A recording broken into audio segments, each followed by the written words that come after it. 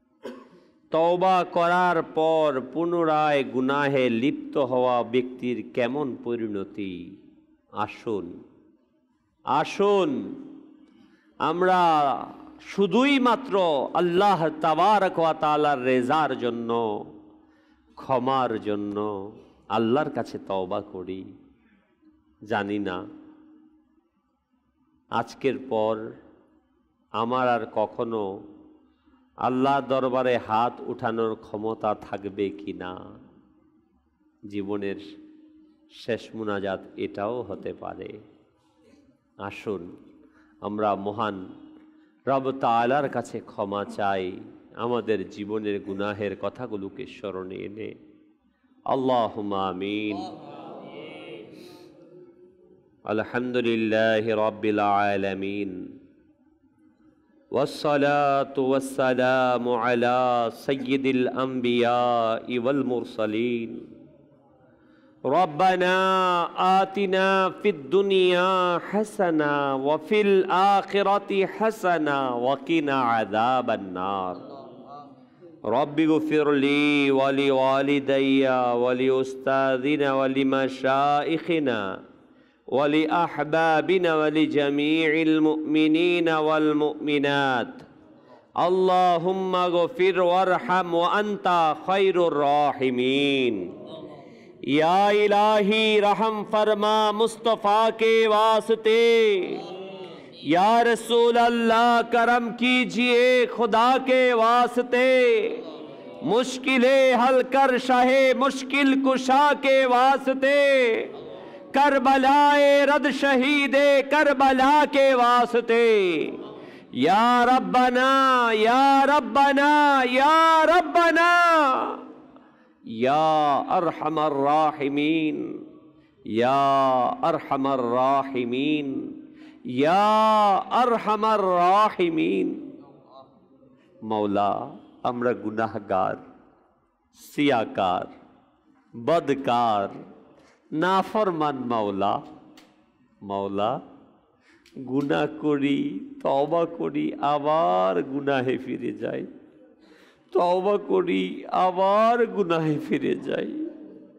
চার দেয়ালের ভিতর লুকিয়ে লুকিয়ে গুনাহ করেছি মাওলা।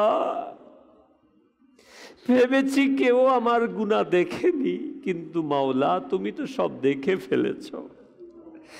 মাওলা তুমি শরীরে শক্তি দিয়েছ, এই শক্তি ব্যবহার করে তোমারই বিরুদ্ধে নাফরমানি করেছি।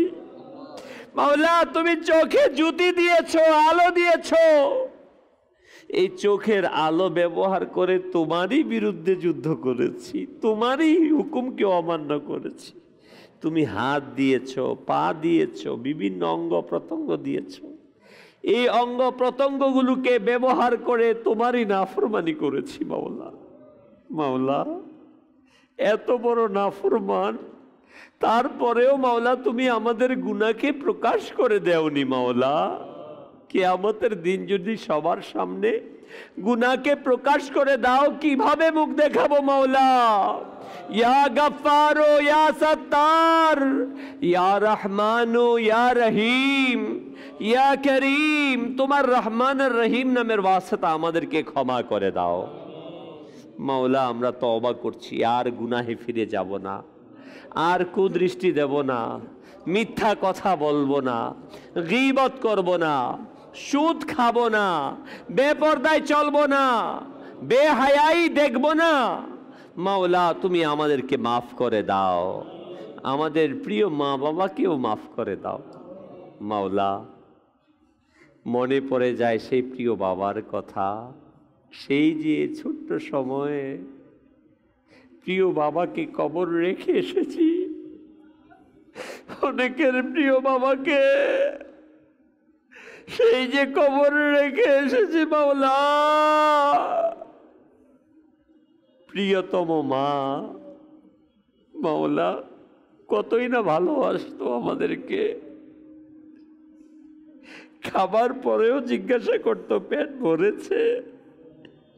ঘর থেকে বের হওয়ার সময় বারবার দোয়া করে দিত, কিন্তু মাওলা সেই প্রিয় মা আমাদের মাঝে অনেকে নেই মাওলা।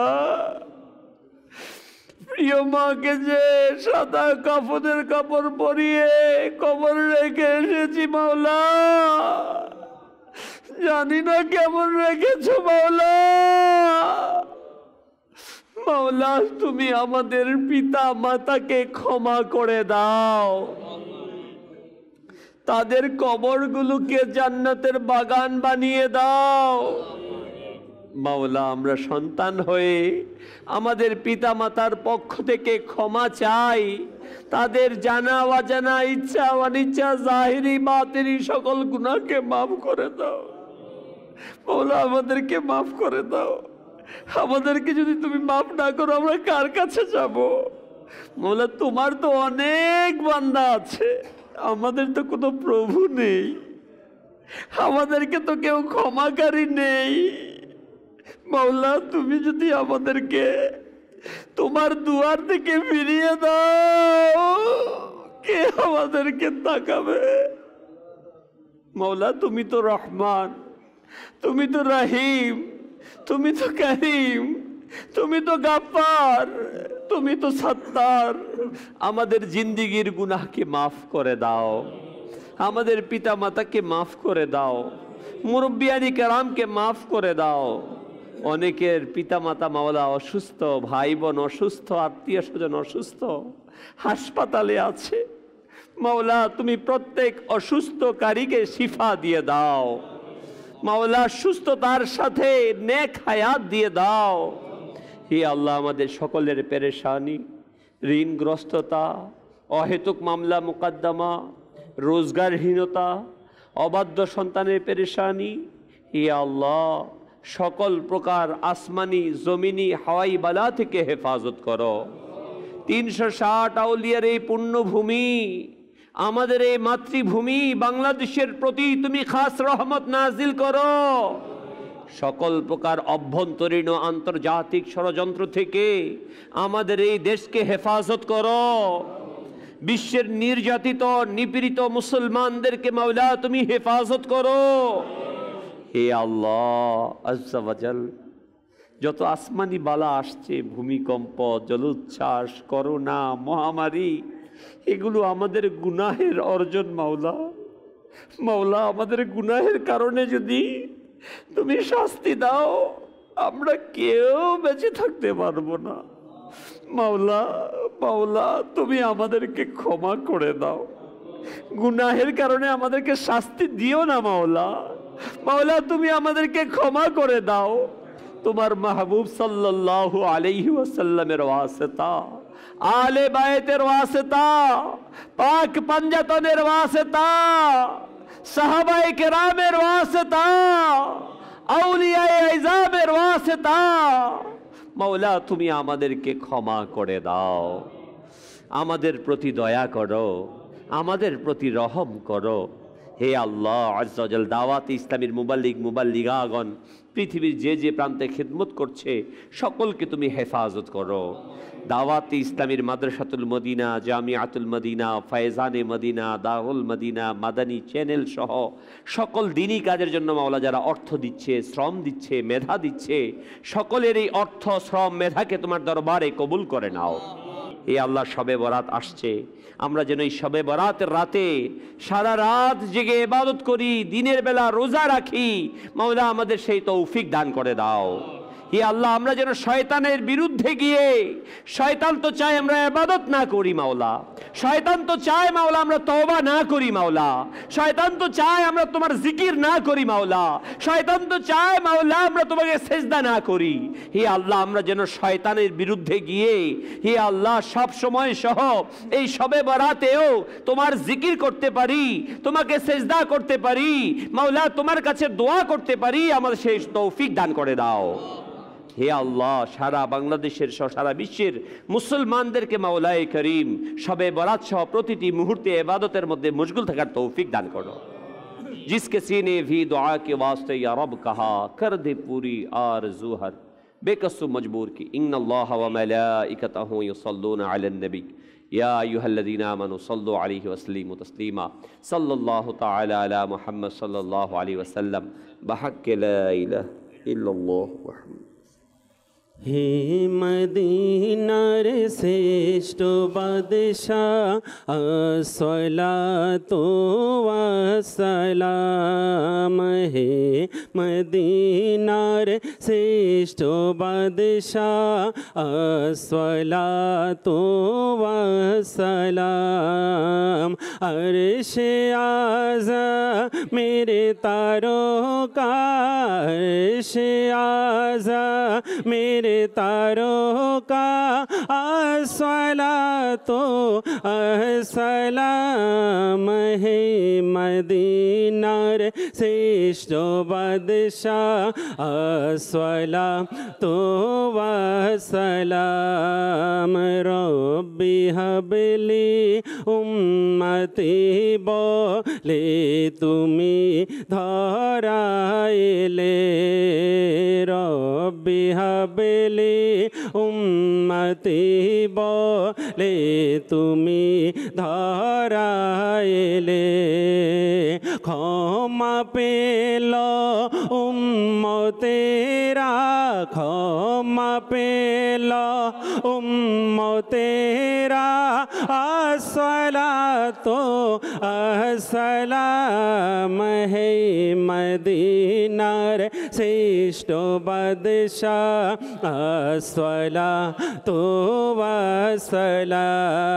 अर्शे आज़ा मेरे तारों का, अर्शे आज़ा मेरे तारों का अस्सलातो अस्सलाम। है मदीनार श्रेष्ठ बादशाह अस्सलातो। ফেরেশতারা পড়ে দুরূদ সকলে নবীর প্রতি, ফেরেশতারা পড়ে দুরূদ সকলে নবীর প্রতি। কেনই বা পড়ব না আমরা, কেনই বা পড়ব না আমরা अस्सलातो अस्सलाम। है मदीनार श्रेष्ठ बादशाह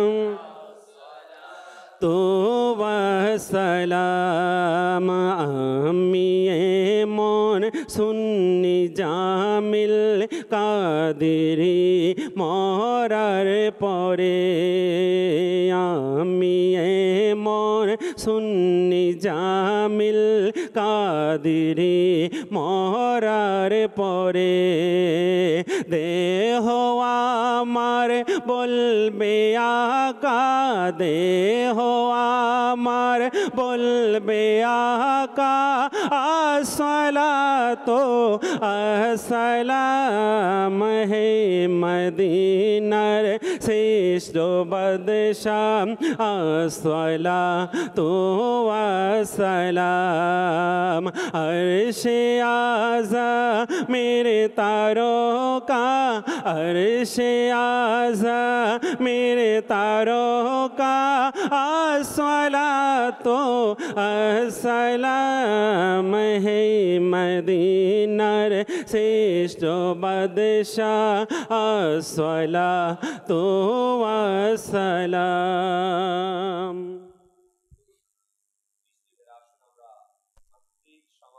দোয়া পাঠ করে নি। আসসালাতু ওয়াসসালামু আলাইকা ইয়া রাসূলুল্লাহ ওয়া আলা আলিকা ওয়া সাহাবিকা ইয়া হাবিবাল্লাহ। সুবহানাকা আল্লাহুম্মা ওয়া বিহামদিকা লা ইলাহা ইল্লা আনতা আস্তাগফিরুকা ওয়া আতুবু ইলাইক। সুবহানাকা আল্লাহুম্মা ওয়া বিহামদিকা লা ইলাহা ইল্লা আনতা أستغفرك وأتوب إليك. سبحانك اللهم وبحمدك لا إله إلا أنت أستغفرك وأتوب إليك إن الله وملائكته يصلون على النبي يا أيها الذين آمنوا صلوا عليه وسلموا تسليما صلى الله تعالى على محمد صلى الله عليه وسلم بحق لا إله إلا الله محمد رسول الله जिनकी